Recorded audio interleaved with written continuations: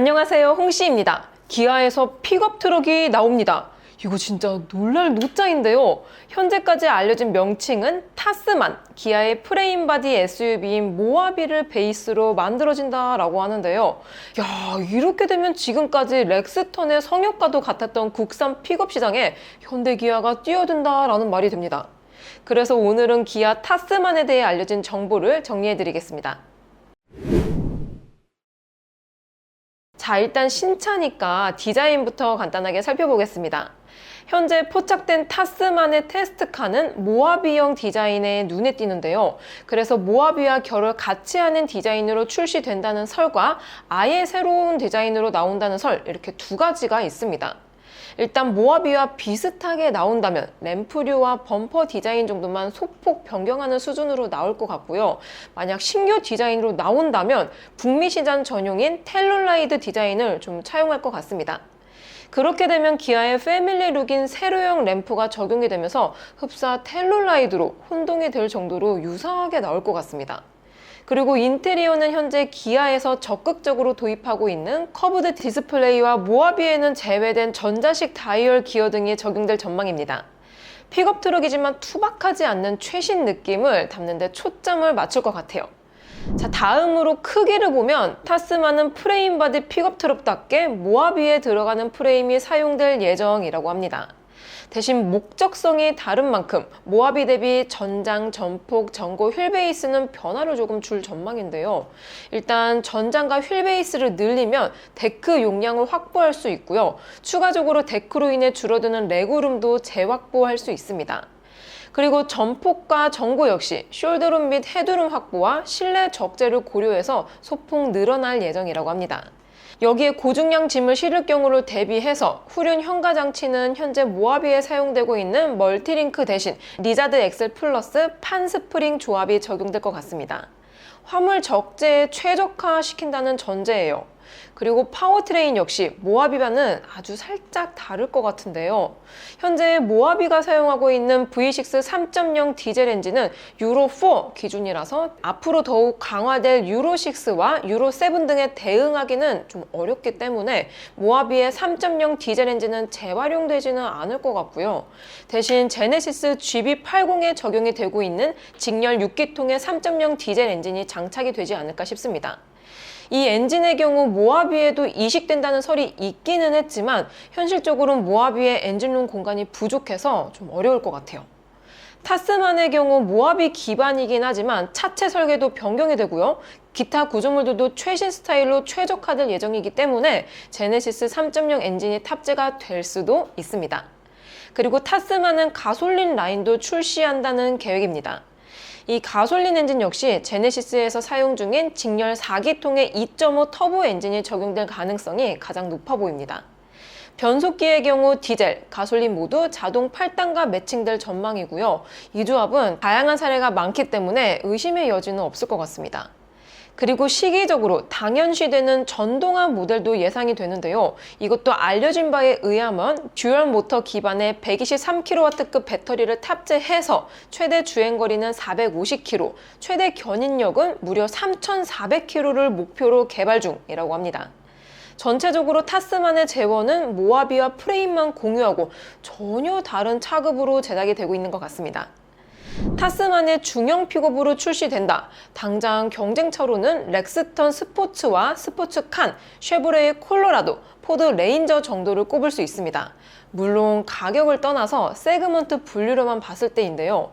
여기서 타스만의 예상 사이즈가 렉스턴 스포츠보단 크고 렉스턴 스포츠칸 대비 아주 작을 것으로 전망이 되는 이유가 또 있습니다.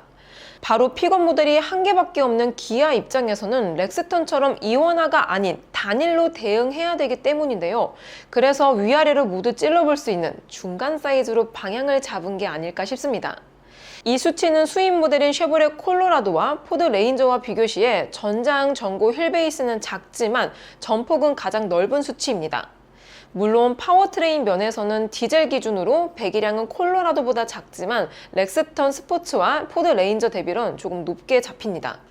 변속기는 렉스턴보다 단수가 높고요. 쉐보레 콜로라도와는 동급, 10단은 레인저가 가장 출중합니다.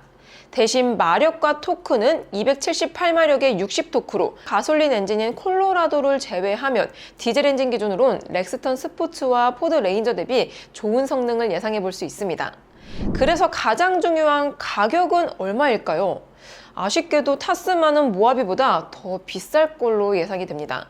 일단 베이스 모델인 모하비의 시작가가 5천만 원 이상인 점, 거기에 베이스 모델보다 더 큰 사이즈, 그리고 파워트레인의 업그레이드 등 가격 인상 요인이 다분히 많아 보입니다.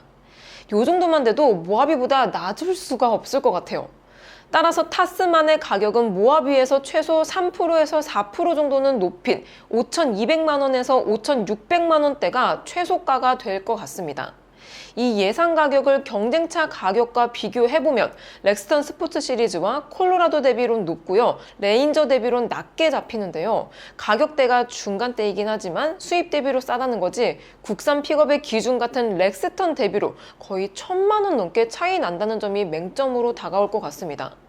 그만큼 렉스턴 스포츠 대비 조금 더 젊은 이미지와 고급 모델을 선호하는 수요층을 타깃으로 해야 됩니다. 픽업의 젊은 이미지를 심는다는 것, 개성 표현에 주력하는 젊은 세대를 사로잡겠다는 것인데요. 비약이 조금 있긴 하지만 캐스퍼의 경우로 보면 액세서리 생태계가 굉장히 폭이 넓습니다. 순정 커스터마이징 액세서리가 굉장히 많아요.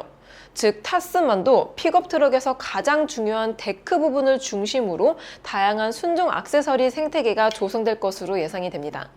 예를 들어서 렉스턴 스포츠 칸에 적용되는 데크탑은 보통 애프터 마켓인데요.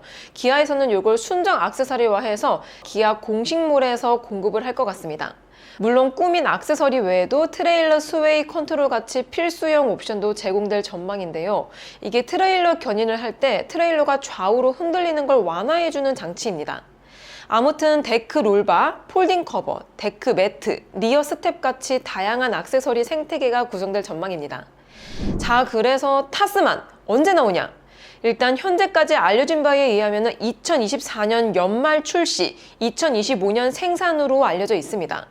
본래에는 타스만의 개발 코드네임인 TK1이 2021년부터 등록이 됐다는 점, 그리고 모하비를 기반으로 할 경우 개발 기간이 단축된다는 점을 착안하면 2022년에서 2023년 출시된다는 소문이 무성했는데요. 특히 작년부터 테스트카가 포착됐다는 점에 기인하면 내년설이 유력해 보입니다.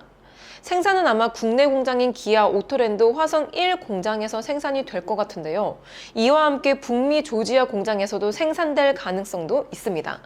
아무래도 북미가 픽업 트럭에 대한 수요가 가장 높은 만큼 북미 시장 공급 물량은 북미 공장에서 담당하는 게 낫고요. 국내 공장은 북미 외에 국내와 호주, 뉴질랜드 등에 공급한다는 계획일 것 같습니다. 자, 이렇게 기아의 첫 번째 픽업 트럭 타스만에 대해서 정리해 보았습니다. 근데 기아에서 왜 갑자기 타스만을 출시하는지 의문이 남기는 합니다. 제 생각으로는 국내 픽업 시장에 잠재력이 있다고 판단한 것 같은데요. 한편으로는 캠핑카 같은 레저 인구의 증가도 한몫을 하는 것 같습니다. 렉스턴 스포츠 시리즈의 판매량 상승이나 콜로라도, 레인저, GMC 시에라 같은 수입 픽업의 국산 출시가 이런 걸 반증하기도 하죠. 여담이지만 산타크루즈 같은 소형 모노코크 픽업의 실패를 통해 미드사이즈 프레임 픽업에 대한 도전을 해보는 것 같기도 합니다. 타스만 소식은 또 업데이트 해드리겠습니다. 오늘도 저의 영상이 재밌고 도움이 많이 되셨다면 좋아요와 구독 그리고 알림 설정까지. 다음 시간에 또 뵐게요. 안녕. 빵!